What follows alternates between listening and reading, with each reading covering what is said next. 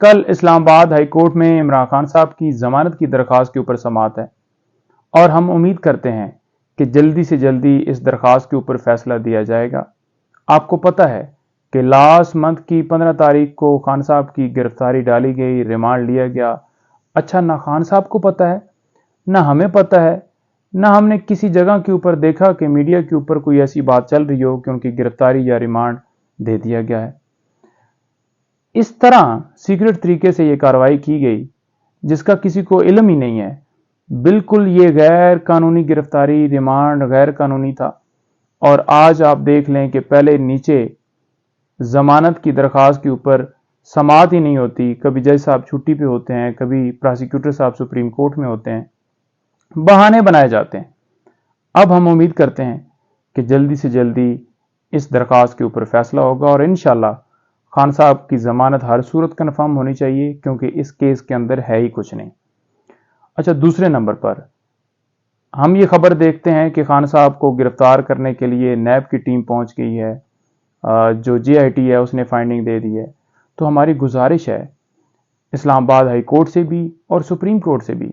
کہ دونوں جگہوں پہ ہماری درخواستیں پینڈنگ ہیں، وہ درخواستیں فکس ہونی چاہیے تاکہ خان صاحب کی مزید کسی مقدمے میں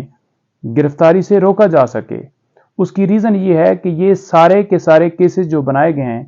یہ سیاسی انتقامی کارروائیوں کا نشانہ بناتے ہوئے یہ بنائے گئے ہیں۔ ان کیسز میں ہے کچھ نہیں۔ تمام کیسز میں خان صاحب کی ضمانتیں اس وجہ سے کنفرم ہوئیں کیونکہ کوئی شواہد، کوئی ایویڈنس، کوئی ایسی چیز ریکارڈ کے اوپر آئی نہیں۔ تو اس لیے ہماری یہ صدا ہوگی کہ فنڈامنٹل رائٹس کی جو وائلیشن ہو رہی ہے، جو ملک کے اندر آئین کو بے آئین کیا گیا ہے، جو ایک ہی پارٹی کو صرف اور صرف نشانہ بنایا جا رہا ہے، اس کے ورکرز، اس کے سپورٹرز کو گرفتار کر کے انڈر ڈال دیا گیا ہے، تو ہم یہ استدعا کرتے ہیں کہ خان صاحب کی مزید کسی مقدمے میں گرفتاری سے روکا جائے، چاہے وہ نیب ہو، چاہے ایف آئی اے ہو، چاہے وہ اسلام آباد پنجاب پولیس یا کوئی بھی پولیس ہو، روکنا چاہیے۔ اس کی ریزن یہ ہے کہ آپ کو پتہ ہے کہ ایک مقدمے میں بندہ گرفتار ہوتا ہے، ضمانت ہوتی ہے، پھر 3 MPO کے تحت گرفتار کیا جاتا ہے، پھر ضمانت ہوتی ہے، پھر کسی اور مقدمے میں گرفتار کیا جاتا ہے، پھر جو اسلام آباد ہائی کورٹ جو ہے 3 MPO کو کالعدم قرار دیتے ہیں، پھر نیا 3 MPO جو ہے نافذ کر دیا جاتا ہے۔ تو یہ جو سلسلہ ہے یہ رکنا چاہیے۔ یہ اس طرح کی انتقامی جو کارروائیاں کی جا رہی ہیں ان کا خاتمہ ہونا چاہیے اور خان صاحب کو ضمانت ملتے ہی فوراً ریلیز کر دیا جانا چاہیے۔ یہ ہم استدعا کریں اور آنے والے چیف جسٹس صاحب ان سے ہم یہ گزارش کر رہے ہیں کہ انہوں نے آج حلف اٹھا لیا ہے اور جو ان کے پاس درخواستیں پینڈنگ ہیں، جیسے کہ 90 ڈیز میں جو ہے الیکشن کے حوالے سے یا سویلین کا ملٹری ٹرائل جو ہے وہ